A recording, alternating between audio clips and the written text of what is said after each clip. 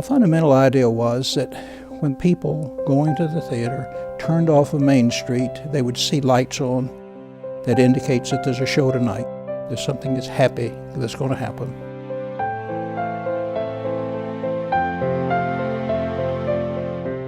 This is the laboratory for the performing arts.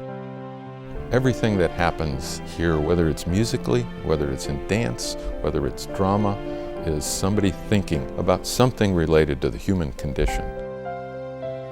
It's just a special kind of place.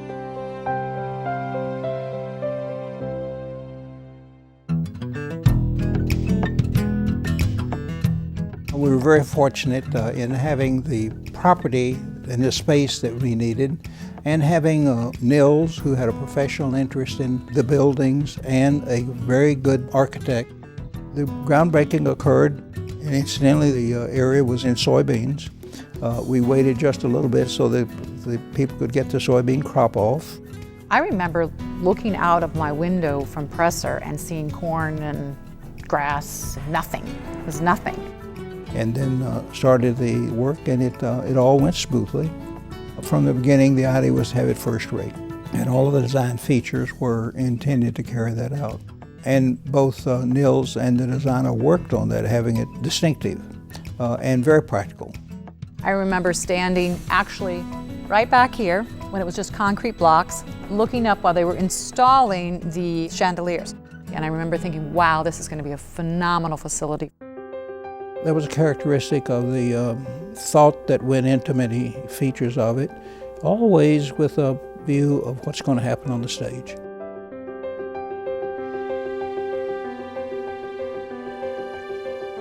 Nils' idea to create an environment here that would be pleasing aesthetically but also state-of-the-art was what he wanted. It was his vision for this place. From the time a person entered, there was a feeling of being in an arts atmosphere.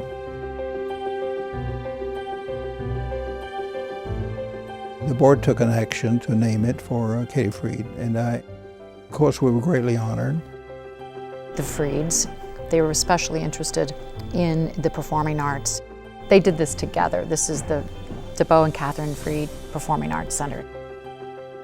It came along very well, and we had the opening, which was a very good opening and stylishly done. And that somewhat set the tone.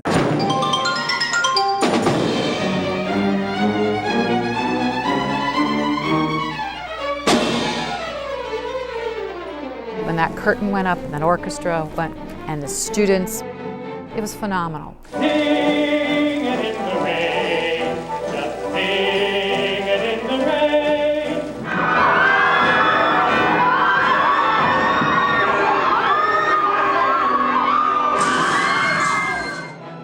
We created a symphony orchestra when almost the universal advice would be don't try it.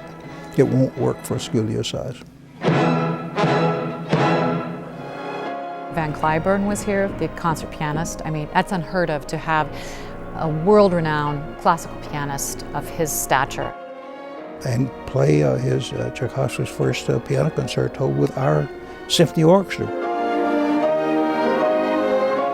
The opportunities that our students have had in terms of working with guest artists is phenomenal.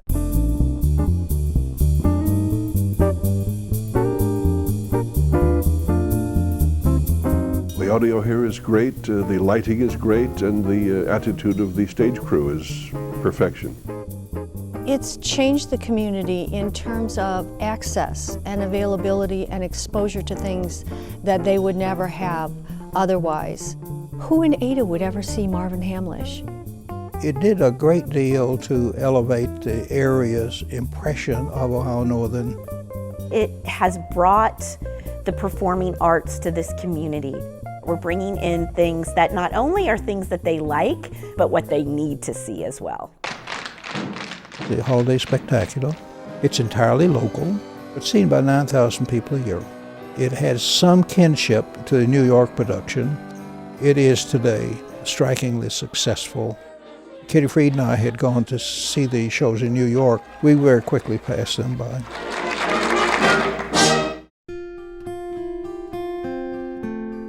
It's really to not only serve the community, but it's also a place in which our students can produce their works as well, which is very exciting because you get to see our students come in and have these experiences with professionals in their fields. They get to interact with them, they get to learn from them, and then you get to see this production that takes place on stage.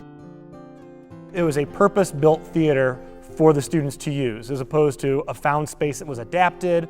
The physical building isn't an impediment to our students' learning. What I try to help the students do is find that passion.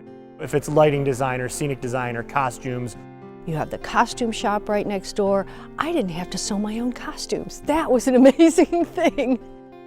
I think it sets us apart, frankly, to have this much space, not only literally on this stage, but in the footprint of this entire building is really special and differentiates us, I think, from many institutions comparable in size to Ohio Northern.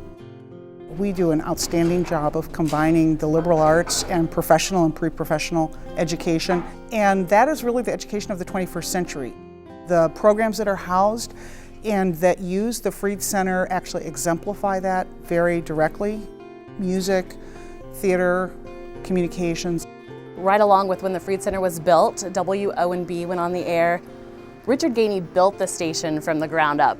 And his wife, Becky Gainey, while she was the cable manager, she definitely was involved with WONB as well. I think the Freed Center has provided so many learning opportunities for students here at the university that you don't get outside this building. The things they learned at WONB have been definitely applicable to their real-world jobs. The Freed Center provided, and still to this day does, a state-of-the-art place where you can do your work. It prepares our students for the real world when they go out and they have to work. Let's say they're working in a theater.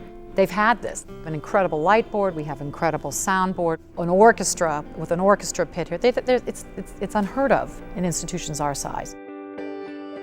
What Freed represents to me is kind of a cathedral of the imagination. It is where our humanity is expressed by witnessing a symphony or witnessing a play. Very important to the overall educational experience. But it's amazing the power that theater can have to change a person's outlook. The arts let us dream. The arts let us think outside the box. It promotes critical and creative thinking. It's particularly important for undergraduate students to have opportunities to engage with classical music, to engage with jazz, to engage with different theatrical genres. I think our university has a commitment to that, and we just need to continue that commitment so that this can continue to grow and grow. We couldn't function without the support of the community, and that includes our alumni and our donors. We have so many different ways where we need resources to be able to put on the breadth that we have at the Freed Center and to sustain quality. That's the margin of excellence, the philanthropy that occurs as a result of people who have a passion for the arts and are willing to support us. Without their generous support, we couldn't continue to do what we're doing, and we're so grateful for them. To our donors, underwriters, angels, our supporters of the arts, our volunteers, our staff, thank you for 25 years of all that you've done to help make this season and every season a great one. Thank you. It's been a fabulous journey. I'm excited about what's to come. There'll be good years.